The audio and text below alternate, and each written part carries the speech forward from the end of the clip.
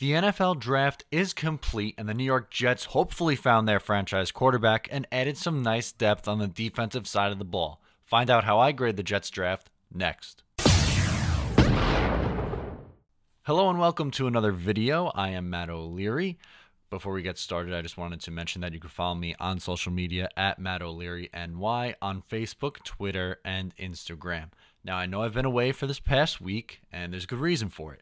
Had a lot of content. It was the NFL draft week, so I was busy with that.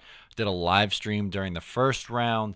Did a pre-draft show on radio. Did the weekly Eyes on Isles podcast Wednesday. And I'm working on something big that's coming out tomorrow where I rank all 30 of the Major League Baseball teams by their watchability. So definitely going to want to follow me on Twitter, once again, at Matt O'Leary NY, if you want to keep up with all my content. So I was a little sidetracked, couldn't make a video, but with the NFL draft finally complete now, I want to talk about each of the Jets draft picks and how I think they did.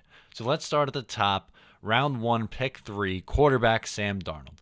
Everybody knew the Jets were taking a quarterback, especially once they traded up from 6 up to 3, and I especially did not think Sam Darnold was going to be there. The consensus was that he was the number 1 overall pick, but even if the Browns didn't pick him, if they went someone with Josh Allen, everyone figured the Giants would like him, and that was the only quarterback that the Giants liked, and that he would be the pick for Big Blue if he was there at 2. Well, Baker Mayfield goes 1 in a real big surprise. That didn't really come out until draft day, those rumors. And then the Giants still take Saquon Barkley, gift wrapping this gift to the New York Jets. You should be, if you're a Jets fan, you should be ecstatic that they came away with Sam Darnold. Nobody thought he'd be there at 3. Everyone was saying that it would be either Rosen or Mayfield, and I spent most of my time talking about Rosen or Mayfield and talking about why I don't want Josh Allen. And Sam Darnold was there, and the Jets pounced on him, and it makes a lot of sense. It seems like a quarterback Mike Maccagnan would really like. He threw for over 4,000 yards this past year, 26 touchdowns, 13 interceptions. It was a little bit of a down year, especially on the turnover side of things. He did have some turnover problems, and in year 1, he probably will have some turnover issues at the NFL level, but he has a very high ceiling. He can be an Andrew Luck type of player because he's very mobile, can extend plays, and he also has that big arm. Hopefully they nab their franchise quarterback. Something I really like about Darnold too, he's only 20 years old. I love when you draft players who are on the younger side, and as we go along, Darnold's really their only younger prospect. And I have a hot take. Well, it shouldn't be a hot take, but I think it is going to be. He should play from day 1. A lot of people are saying that Darnold has to sit a year or at least half a season, let McCown play. I want him playing from day 1 so that he works through his struggles in his first year, and by 2019, the Jets are ready to compete. Their window was just flung wide open, and they shouldn't sit around and be conservative about it. I definitely think that you should have him play, and then in next year's draft, you focus on getting offensive line help and stuff like that, and help bolster some depth positions around him, maybe an edge rusher too. I know that's on the defense side of the ball again, but they didn't address it in this year's draft, and really get this thing cooking to be a competitive team in 2019, 2020, and beyond. But hopefully they got step 1 in finding their franchise quarterback. So Jets fans, definitely be excited that Sam Darnold is a New York Jet. Their next pick wasn't until round 3. It was pick number 72, and they took defensive tackle Nathan Shepard. He's an interior defensive lineman. He's definitely a big boy. He's at 315 pounds. One critique I do have, he's a much older prospect, but he looks like he could be adding depth on that defensive line. He'll be in the rotation, I really think, and he's potentially Steve McClendon's replacement because he's probably not going to be here after this season, and you have to definitely address these needs because Muhammad Wilkerson's no longer here, Sheldon Richardson's no longer here, and for the first time in a long time, the Jets actually had holes on the defensive line.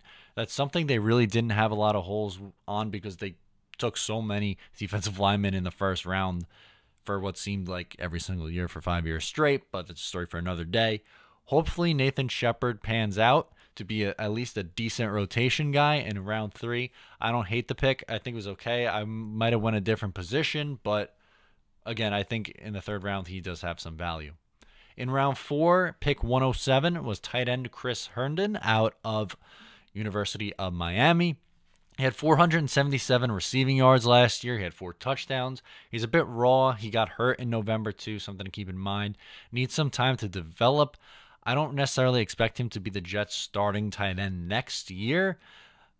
Maybe eventually a little bit more of a pass catching tight end. He did improve blocking each year at Miami, which is a positive sign.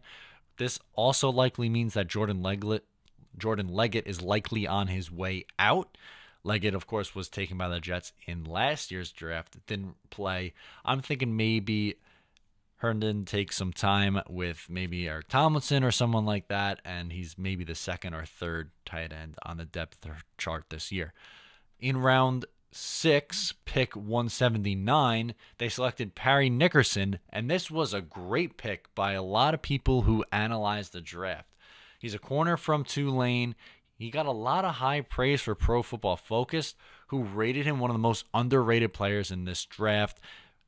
I really like this pick. They definitely need some help at the cornerback positions. It's great value in the 6th round. He projects to be a slot corner. Buster Skrine's probably not here after this year anyway, so it's definitely a plus that you could get a guy to replace Skrine, and maybe he even gives Skrine a hard time this year. Let's not forget, Buster Skrine really struggled in 2017. He got a ton of penalties. He was a walking yellow flag.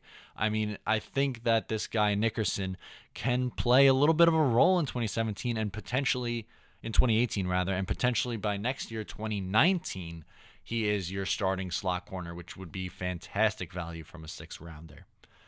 Then also in the 6th round, you had Foley Fatukasi, defensive end, New York native. Shout out Far Rockaway. He was projected as a 4th rounder, so again, got some nice value. He's a bit on the older side at 23.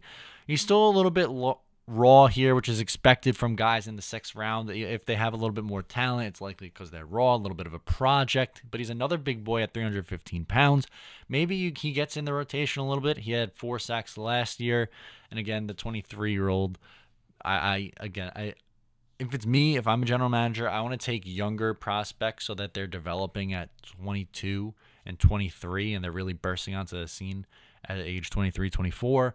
But when you draft guys who are already 23, 24, by the time they're panning out, they're in their upper 20s, which is something that isn't so ideal. But again, defensive line position in need, and they addressed it. Then their final pick, because they ended up trading their 7th round pick, in round 6 was pick 204. They took a running back, Trenton Cannon, another Division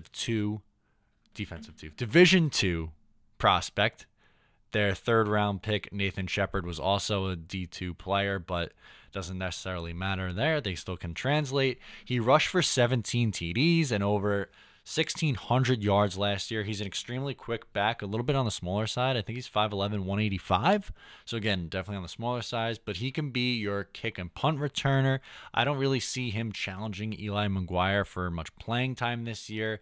I think it's really going to be a mix of Bilal Powell, Isaiah Crowell. I don't think Rolls is going to be here at the start of the season, and I see Eli McGuire as your number 3 guy. And I see Cannon as maybe just your kick returner and punt returner. But for just final thoughts on this draft before I give my grade, to me, the biggest 2 picks, obviously Sam Darnold's number 1, but the other one is Parry Nickerson in the 6th round, because it looks like you're going to get a guy who actually plays somewhat of a decent role on your team in the 6th round. Like, again, I'm not saying that he's going to be your number 1 or number 2 corner, but he's a press corner, something that Todd Bowles likes, and slot corners, something that the Jets have struggled with, especially the last couple of years. So if he does pan out, that would be a really great addition. Overall, I'm going to give this draft an A. The only reason why it's not an A+ is because I don't think they didn't address their offensive line, and I didn't like that they necessarily took older prospects outside of Darnold, but it is an A because you land the number 1 guy in this draft, which was Sam Darnold, obviously. Hopefully you fix your franchise quarterback, and you added some nice depth throughout, so I'm giving it an A, and hopefully everything works out. I just cross your fingers that Sam Darnold is the guy here in New York. If you enjoyed the video, make sure to subscribe. Be sure to follow me on social media, of course, at Matt O'Leary NY on Facebook, Twitter, and Instagram. Give it a thumbs up and leave a comment if you agreed or even disagreed with me. Thanks for watching, and we'll see you next time.